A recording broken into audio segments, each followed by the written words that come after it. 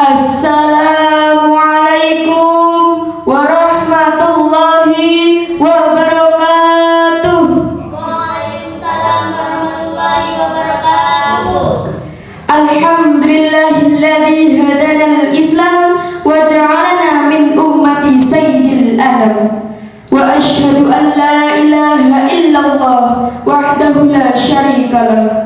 Wa asyhadu anna Muhammadan abduhu wa rasuluh. Allahumma salli wa sallim wa barik ala sayyidina Muhammadin wa ala alihi wa ashabihi ajma'in. Amma ba'du. Pengurus Lembaga Dakwah Nahdlatul Ulama Provinsi Lampung yang saya takzimi, seluruh dewan juri yang saya hormati, hadirin yang dimuliakan Allah, marilah kita bersyukur kepada Allah Subhanahu wa Ta'ala atas segala nikmatnya, nikmat iman, nikmat Islam, dan nikmat sehat.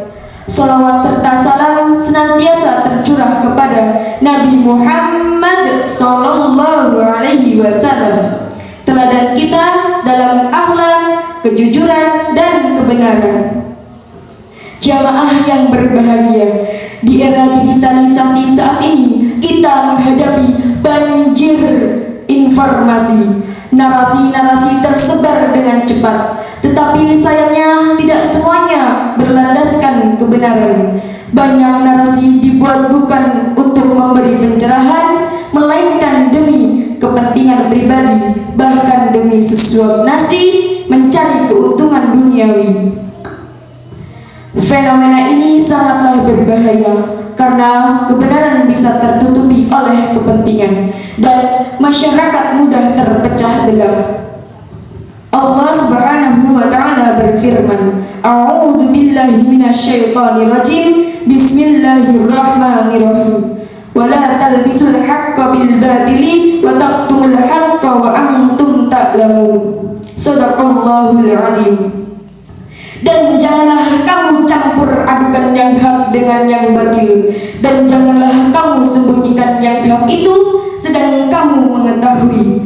Quran Surat Al-Baqarah ayat 42. Ayat ini menegaskan larangan menukar kebenaran dengan kebatilan. Namun di era digital sering kita lihat orang membuat berita rekayasa, menyebar fitnah, atau menggiring opini publik demi uang dan popularitas. Inilah kepentingan yang menghancurkan. Hadirin yang dimuliakan Allah, ada beberapa bahaya jika narasi digital hanya dikuasai kepentingan duniawi. 1. Hancurnya kepercayaan. Masyarakat sulit membedakan mana yang benar dan mana yang bohong. Ketika pengguna jagat maya disuguhkan berbagai hal yang minim realita, bahkan merusak citra, maka masyarakat akan sulit membedakan mana kabar yang benar dan salah. Terlalu banyak para penyebar berita tak melihat akibat perbuatannya. Yang penting bagi mereka adalah cuan yang dihasilkannya. Bukan hanya 1-2 korban yang dirugikan akibat termakan konten yang meracuni. Jika arus digital hanya digunakan untuk kepentingan duniawi, maka akan terjadi perpecahan, hoax, dan fitnah, membuat umat saling curiga dan bermusuhan. Apapun yang terjadi, dia tak peduli. Yang kedua, hilangnya keberkahan rezeki. Mencari nafkah dengan kebohongan hanya akan mendatangkan murka Allah. Jika halal haram hantam, maka murka Allah pasti datang. Cepat atau lambat, maka sebelum terlambat segeralah bertaubat. Ketiga, matinya nurani. Orang lebih rela menjual kebenaran daripada menjaga amanah ilmu. Jika kebenaran sudah dibutakan, urusan perut jadi kebanggaan, maka hati akan tertutup.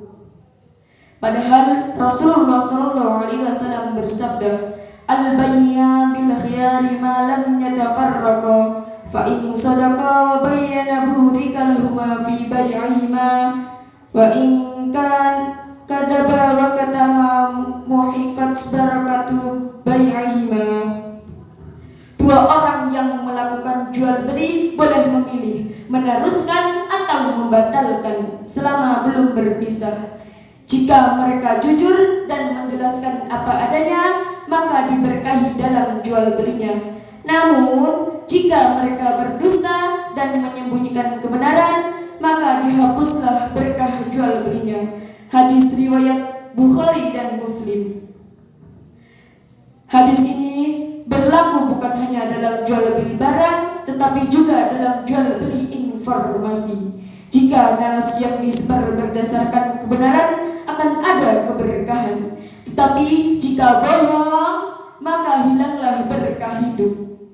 Jamaah yang dirahmati Allah, arus digitalisasi harus kita sikapi dengan akhlak mulia, menjaga kejujuran, menyampaikan narasi yang benar, dan tidak menjual kebenaran demi kepentingan duniawi.